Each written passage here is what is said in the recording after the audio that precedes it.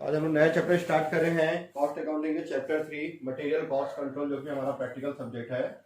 Material cost control, material cost control में हम लोग प्रैक्टिकल सब्जेक्ट प्रैक्टिकल क्वेश्चन बनाएंगे। ठीक है, ठीक है।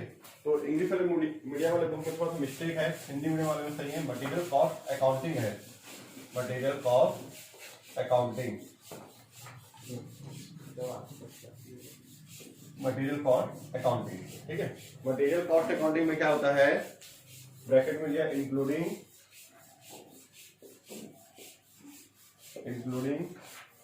मटेरियल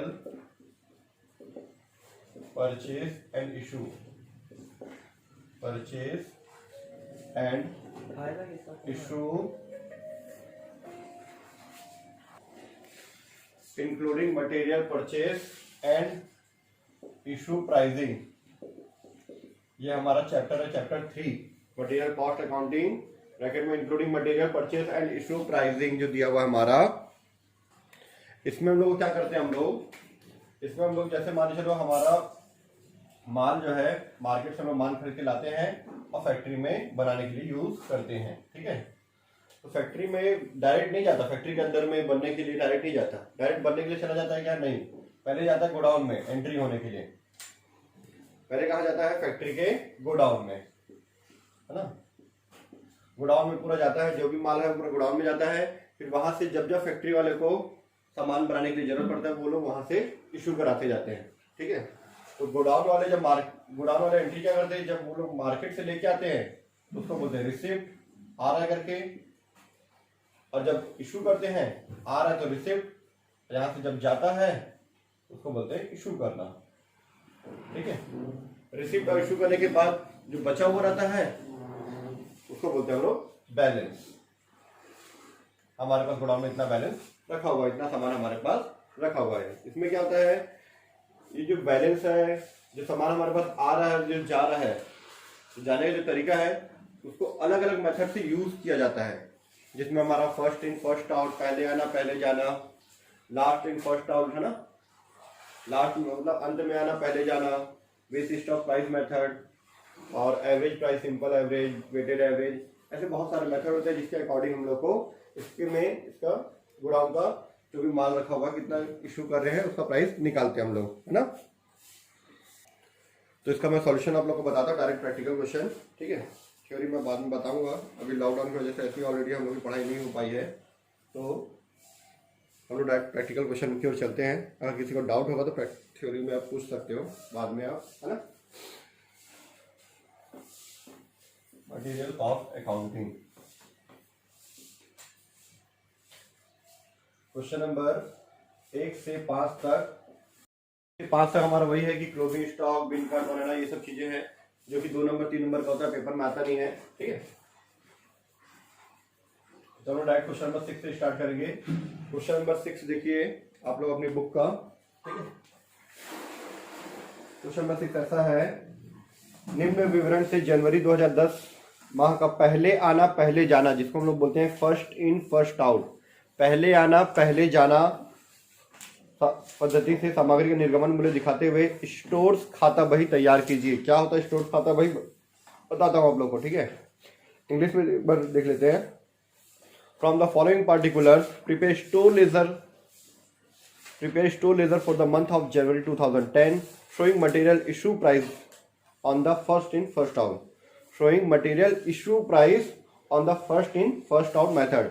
आप जो गोडाउन के लिए, गोडाउन से फैक्ट्री के लिए जो इशू कर रहे हो वो किस रेट में इशू कर रहे हो, ठीक है, वो किस रेट में आप शो करोगे वो हमको वहां पे दिखाना है। हम लोग उसी को ही दिखाते हैं यहाँ पे। ठीक है, परचेज कर रहे हैं मार्केट से, वो तो हमको पता होता है कि मार्केट से किस रेट में परचेज करके आ रहे हैं। ठीक है, आप जैसे मान चलो आज 1 तारीख को गए आपने लेने के लिए, आपको कोई सामान जो है वो आपको 20 रुपए केजी में मिल गया।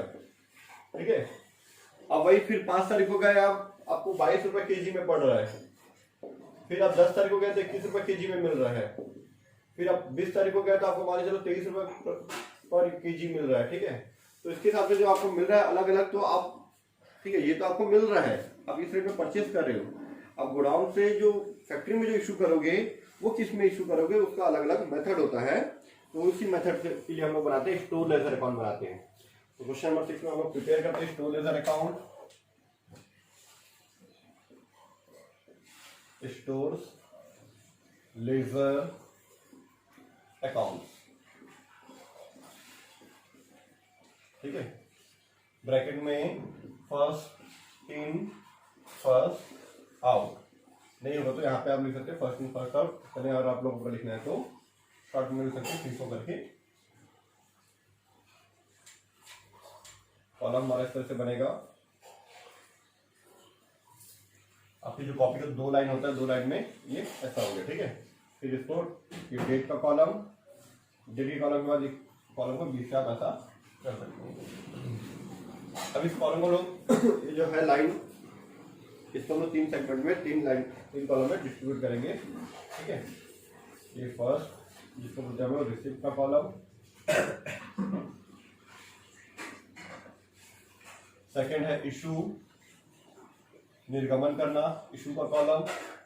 थर्ड होता है हमारा बैलेंस का कॉलम। बैलेंस का कॉलम थोड़ा सा बड़ा बनाना है, इसकी और इसकी अपेक्षा बैलेंस का कॉलम थोड़ा सा बड़ा बनाना, ठीक है, बैलेंस का कॉलम। अब जो रिसिप्ट है, इशू और जो बैलेंस है, इसके 3 कॉलम होते हैं, quantity, rate, amount. Quantity, rate, amount, quantity, rate, amount, ठीक है।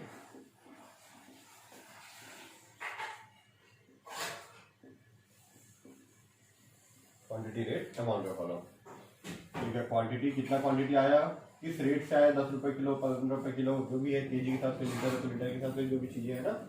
Quantity, rate, amount. हम किस रेट में इशू कर रहे हैं, क्वांटिटी, कौन से मेथड से, है ना, क्वांटिटी, रेट, अमाउंट। अब हमारे गोडाउन में जो सामान रखा है वो क्या रेट का है, क्वांटिटी, रेट, अमाउंट। क्वांटिटी मतलब कितना क्वांटिटी है, कितनी मात्राएं हैं, ठीक है। 50 किलो तो 50 किलो, 20 है तो 20 किलो, ठीक है। कितने रुपए के हिसाब से आ रहा है, जैसे मान के चलो 5 रुपए तो 5।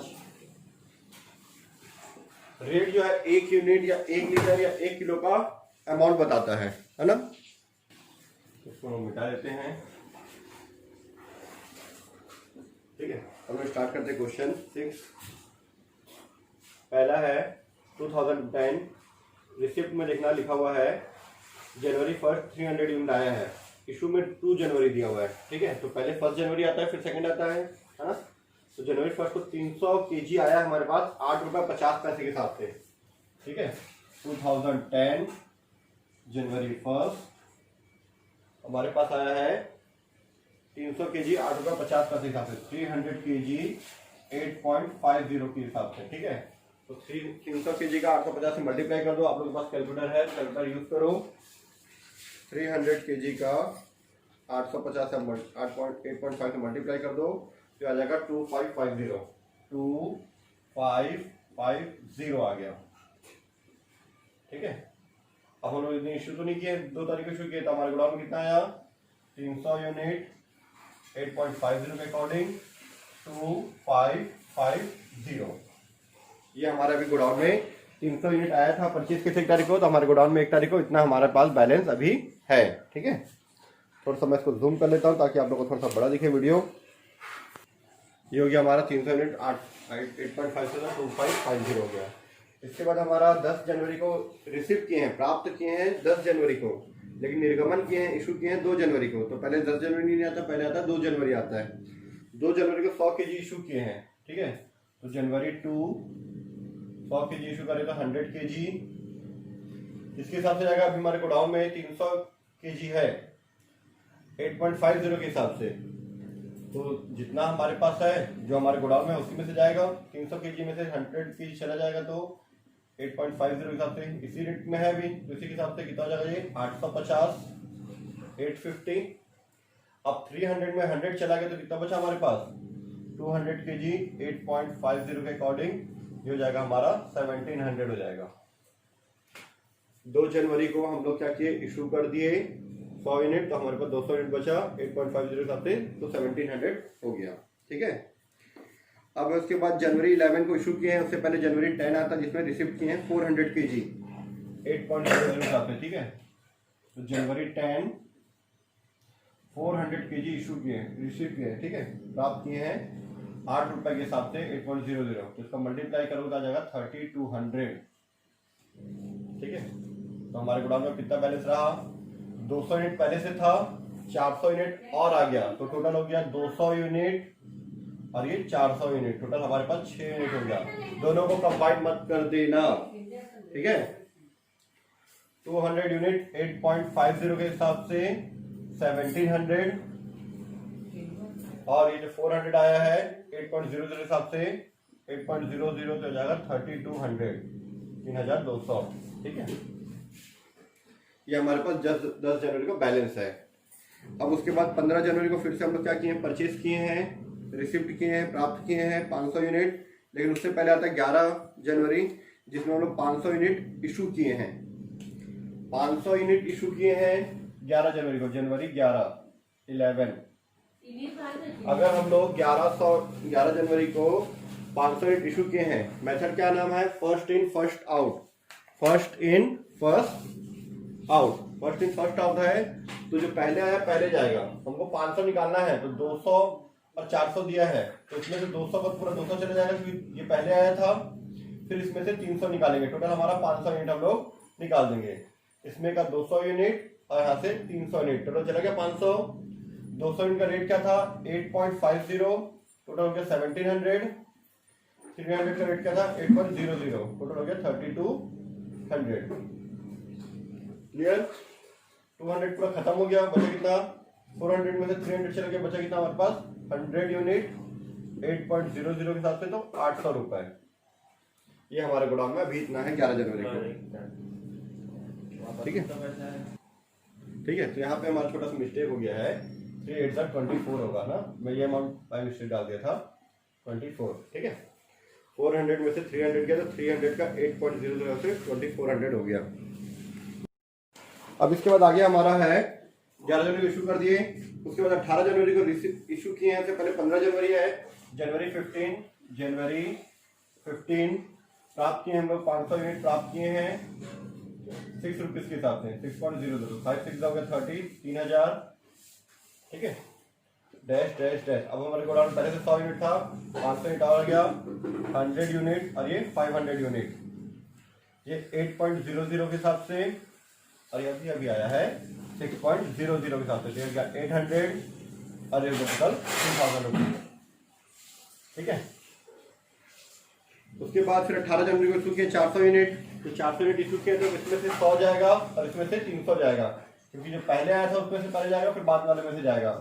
जनवरी 18 400 यूनिट हमको इशू करना है, ठीक है, 400 यूनिट, तो पहले इसमें से 100 यूनिट जाएगा और इसमें से 300 यूनिट, तो 100 यूनिट जाएगा 8.00 के हिसाब से, तो हो जाएगा 800 रुपए, 300 जाएगा 6.00 के हिसाब से, तो 3000 रुपीज।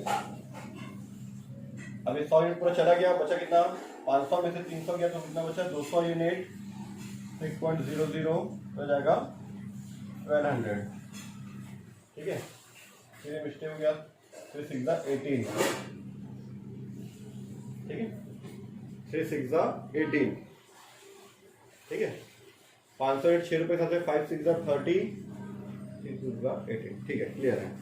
इसके बाद 28 जनवरी को रिसीव भी किए हैं, 28 जनवरी को इशू भी किए हैं, दोनों हुआ है। प्राप्त उसी डेट को प्राप्त भी कर रहे हैं, उसी डेट को इशू भी कर रहे हैं, तो पहले प्राप्ति की एंट्री करते हैं, रिसिप्ट की एंट्री करते हैं। 400 यूनिट आया है 5.50 के हिसाब से, ठीक है। जनवरी 28 500 यूनिट, सॉरी 400 यूनिट 5.50 के हिसाब से, आई थिंक 2200 रुपये आएगा ये हमारा। 400 यूनिट का 5.5 करेंगे तो 2200 आ जाएगा ये,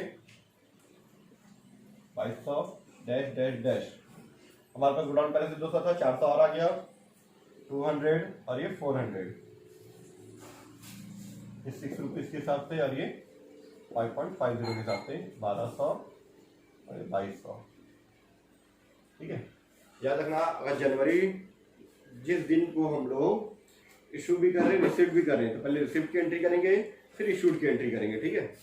अब जनवरी 28 को इशू भी किए हैं, जनवरी 28 को इशू कितना किया हम लोग 300 यूनिट, तो इसमें से 200 जाएगा, इसमें से 100 जाएगा। इशू वाले कॉलम में ये हमारा इशू वाला कॉलम है, इसमें से 200 और इसमें से 100, 6 रुपए के हिसाब से 1200 रुपए, अरे 5.50 के हिसाब से 550 रुपए। अभी 200 यूनिट ऊपर चला गया, बचा कितना हमारे पास 400 यूनिट में 300 यूनिट चला गया, तो कितना 300 यूनिट 5.50 के हिसाब से ये आ जाएगा हमारा, आई थिंक 1650 आएगा। चेक करें तो एक बार कैलकुलेटर में, 5.5 इंटू 300 650 आ गया, ठीक है 1650 ये हमारा। इसके बाद आगे नहीं दिया हो तो ये हमारा आंसर है, ठीक है।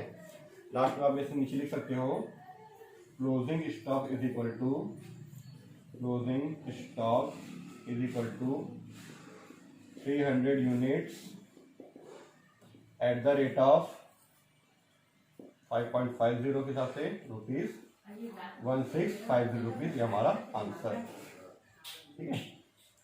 300 यूनिट जो है 5 रुपये 50 पैसे की दर से 1650 रुपये हमारा क्लोजिंग स्टॉक है, ये हमारे गोडाउन में रखा हुआ जनवरी मंथ में। फिर उसके बाद फरवरी मंथ का, मार्च मंथ का क्वेश्चन में दिया होता तो बनाते, नहीं दिया था, इतना ही हमारा ये आंसर है।